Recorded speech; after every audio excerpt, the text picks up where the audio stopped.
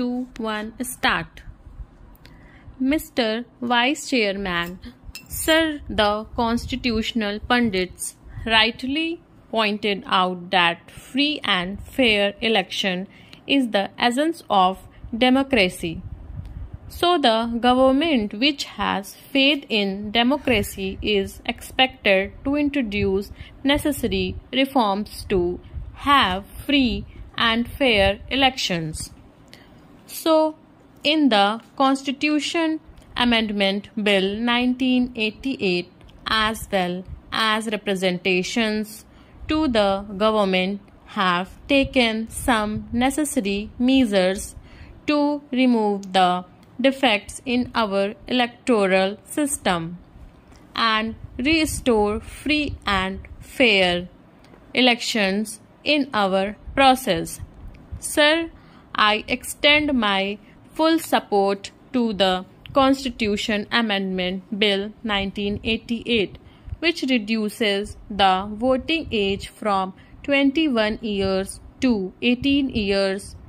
No doubt, it is a drastic change and there was a great demand for this change from the younger generation. But I am to remind this House that there are some state governments which have already introduced this change.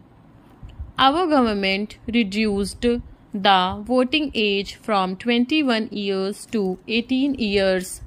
So, in consonance with that line, the central government has also come forward to reduce the age by amending the constitution. But here, I would like to remind one thing, that when the voting age was 21 years, it is quite common in all the states that so many voters at the age of 18, 19 or 20 years have enrolled their names. When you reduce the age from 21 years to 18 years, it is quite natural that the people who are at the age of 15 or 16 years may also come forward to enroll their names in the electoral rolls. To avoid this influx, I would like to appeal to the government that without any delay, the multi-purpose card must be introduced. I am glad that the government has given an assurance to introduce the identity card system. It is in the right direction. Sir, the Honorable Minister, in the name of reforming the electoral process, has taken some steps to curb the rights of the states. For example, under Section 13, he has introduced a new section by which all the officers and members of the staff who are actually under the control of the state government are brought under the control of the Election Commission during the election period, and not only for control but also for discipline purpose and other purpose. They are under their control. Sir, earlier they were assisting the Election Commission. There was no difficulty to the Election Commission. But now the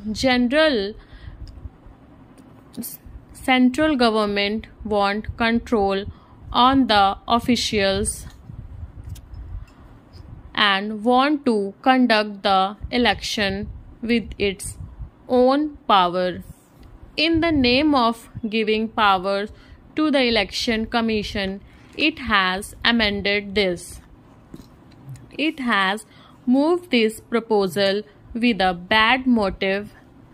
The Election Commission, we know in theory, is an independent body.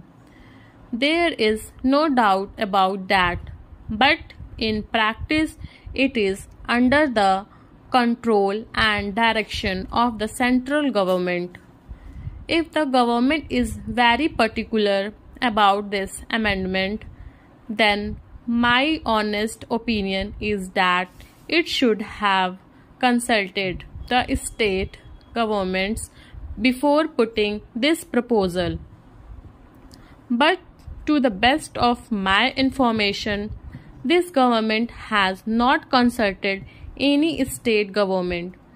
Without consulting the state governments, it has taken the officials of the state governments under its control.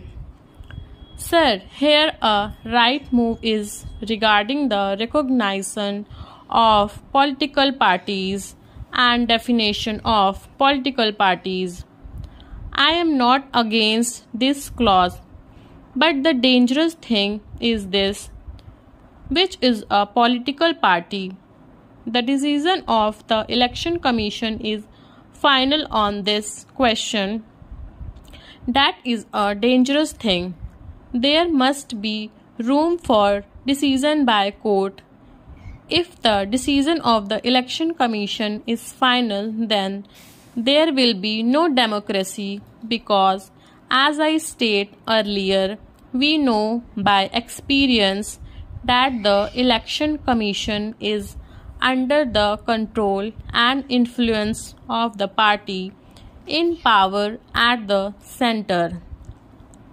This bill has included some more offences to disqualify a candidate from contesting elections.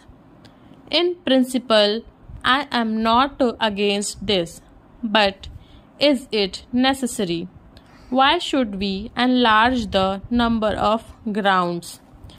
There is no need at all. If anybody is convicted by the court, it is the people of reject him in the poll. Why do you unnecessarily increase the grounds for disqualification? It will give room for the talk that the government is always for restricted democracy and not for liberal democracy. We cannot give room for such suspicion or apprehension by the people. I am not against this in principle. Of course, in case of certain valid grounds, it may be necessary. But at the same time, if you enlarge the grounds in this way, the party in power, either at the center or in the states, will misuse the power to disqualify any contesting candidate.